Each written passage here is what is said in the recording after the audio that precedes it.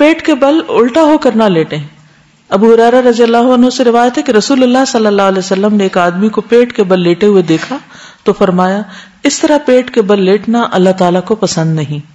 ابو ذر رضی اللہ عنہ سے روایت ہے کہ میں پیٹ کے بل لیٹا ہوا تھا, نبی صلی اللہ علیہ وسلم میرے پاس سے گزرے, مجھے قدم مبارک سے ٹھوکا دیا اور فرمایا اے پیارے جنیدب, یہ اہل جہنم کے لیٹنے کا انداز ہے, یعنی ایسے مت لیٹو. منہ لپیٹ کر نہ سونا. کچھ لوگ رضائی کے اندر منہ رکھ کے سوتے ہیں, اس سے کیا نقصان ہوتا ہے؟ آکسیجن نہیں ملتی اور کاربن ڈائی آکسائڈ ہی انہیل کرتے رہتے ہیں بار بار. اب ساری رات اگر یہی کام کریں گے تو صبح فریش کیسے اٹھیں گے؟ دایاں ہاتھ رخسار کے نیچے رکھنا, یعنی سوتے وقت نہ صرف یہ کہ دائیں کروٹ ہو بلکہ دایاں ہاتھ دائیں گال کے نیچے ہو. سیدنا حذیفہ نے فرمایا کہ رسول اللہ صلی اللہ علیہ وسلم جب رات کو بستر پر لیٹتے تو اپنا ہاتھ رخسار کے نیچے رکھتے تھے.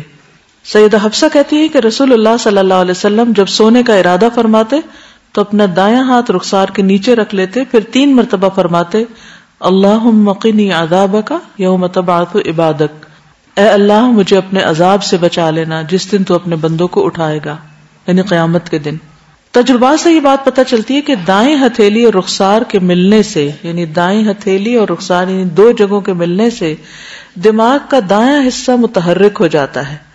اس طرح دوران خون تحریک کا سلسلہ شروع ہو جاتا ہے, یعنی سرکولیشن بہتر ہوتی ہے. اس عمل کے دوران زائد اور مضر چربی LDL وہ زائل ہو جاتی ہے جس سے اعصاب پرسکون ہوتے ہیں اور نیند بھی پرسکون ہوتی. تو ہر چیز میں ایک حکمت ہے, لیکن ہم اس سے بڑھ کر سنت کی پیروی کریں گے. اگر بعد میں کروٹ بدلنی پڑے تو بدل سکتے ہیں, یہ نہیں کہ ساری رات ایک ہی کروٹ پہ سوئیں, لیکن آغاز میں دائیں طرف ہی ہو. رسول اللہ صلی اللہ علیہ وسلم نے براء بن عازب کو نصیحت کی جب تم سونے کے لیے اپنے بستر پر آؤ تو نماز جیسا وضو کرو اور اپنے دائیں پہلو پر لیٹ جاؤ. ابو قتادہ کہتے ہیں کہ جب رسول اللہ صلی اللہ علیہ وسلم دوران سفر رات کے وقت پڑاؤ کرتے تو اپنی دائیں کروٹ لیٹتے, اور اگر صبح سے کچھ دیر پہلے پڑاؤ کرتے تو اپنے بازو کو کھڑا کرتے اور ہتھیلی پر اپنا چہرہ رکھتے, نہیں نیچے رکھ کے نہیں سوتے بلکہ بازو کھڑا کر کے سوتے. کیوں؟ تاکہ زیادہ گہری نیند نہ سو جائیں, نماز کے لیے اٹھ سکیں.